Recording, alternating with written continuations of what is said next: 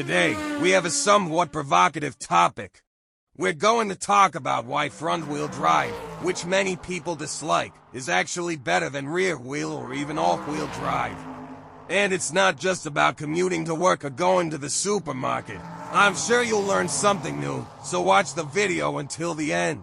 Anyone who is passionate about cars beyond just using them as a means of transportation has probably heard that front-wheel drive is boring and useless in terms of driving dynamics and achieving serious results in motorsport, and that's not surprising. When comparing front-wheel drive to rear-wheel or all-wheel drive, it seems to fall short in every aspect. At launch, the weight shifts to the rear, the front of the car becomes lighter, the wheels start slipping, and in the worst case, the front end jumps so much that the engine feels like it's about to drop onto the ground. As a result, the car is still at the starting line while others have already taken off. In corners, it's not much better.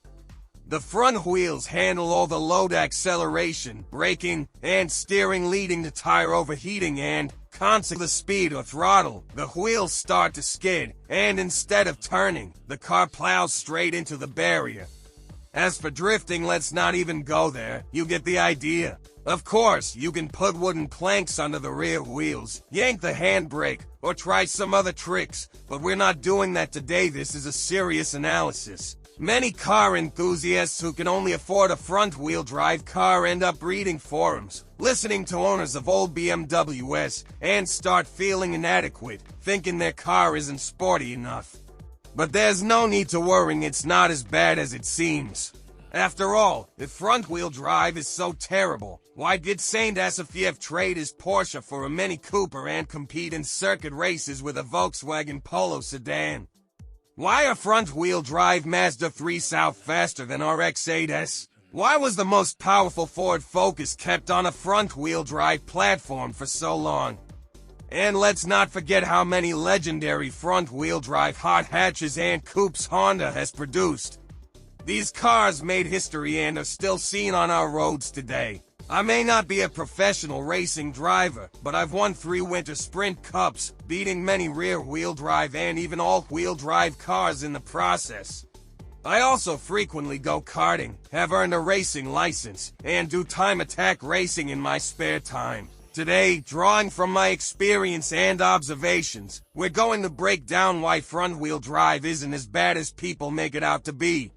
Let's go! You often hear rear-wheel drive fans say, if front-wheel drive is so good, then why does Formula One use rear-wheel drive? Why do most high-end and fast cars have a traditional rear-wheel drive layout? At this point, many casual car enthusiasts get stumped because these seem like solid arguments. But let's run a simple experiment. On the same track, we take 3 cars, Civic Type R -300 horsepower, front-wheel drive, transverse engine, and a rear torsion beam instead of independent suspension. Rear-wheel drive purists would call this a complete nightmare. Ford Focus RS 340 horsepower, all-wheel drive. BMW M1 Ferrari -330 horsepower, rear-wheel drive. The cheapest car here is the Honda Civic, while the most expensive is the BMW. On paper, the Civic is the slowest to 100 kilometers per hour, while the BMW is almost a second quicker. The Focus is about the same speed as the BMW, but heavier due to its all-wheel drive system. Now, which car do you think will set the fastest lap time? Take 5 seconds to think about it. Ready? Here are the results. The front-wheel drive Civic Type R beat the BMW by over 2 seconds, losing to the Focus by less than 1 second. Surprised? Maybe things aren't as black and white as some people claim. Lap times are determined by multiple factors. Yes, front-wheel drive struggles with off-the-line acceleration, but as you can see, that doesn't stop it from being a great performance platform.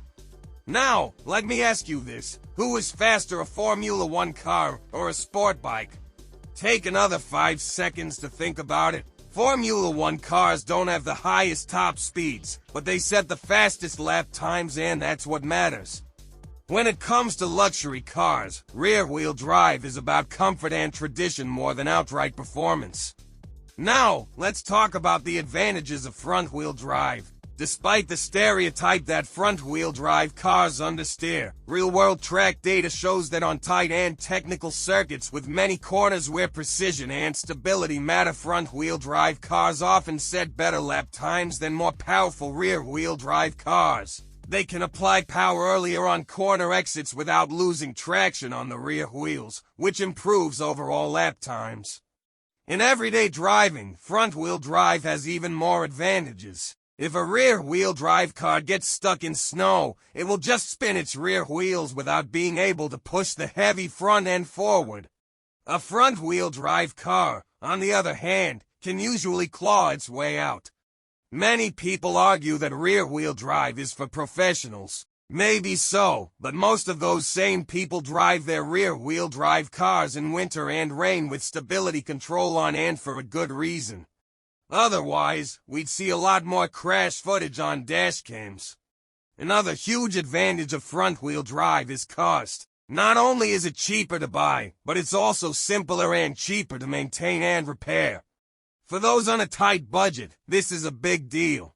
Of course, front-wheel drive isn't the best for launching off the line, but in most other situations, whether in racing or daily driving, it's more than capable. So, next time someone tells you your car is only good for grocery runs, invite them to a track day and see who's faster, especially if the weather conditions aren't perfect. Some call front-wheel drive half a drivetrain because it's missing the rear wheels. But in reality, it's much closer to all-wheel drive than rear-wheel drive. With the right setup, your car can become an all-weather weapon, unlike rear-wheel drive cars, which struggle in less than ideal conditions without stability control. Of course, if you just want to slide around a supermarket parking lot in winter, then sure, get an old BMW or a classic drift machine. It's fun, I get it, but real racing isn't always about looking cool. When a car is going fast on a track, it might look slow from the outside. There's no dramatic drifting, because that wastes time in corners. And powerful turbo cars often sound quieter than naturally aspirated ones. I'm not here to bash rear-wheel or all-wheel drive, I just wanted to highlight the often overlooked strengths of front-wheel drive. And interestingly, I've never heard a front-wheel drive owner complain about rear-wheel drive, but the opposite happens all the time. In the end, just enjoy your car and remember there are no universally bad or good options, only different purposes. Drive safely, hit the track instead of public roads, always wear your seatbelt. Like, subscribe, and see you in the next video.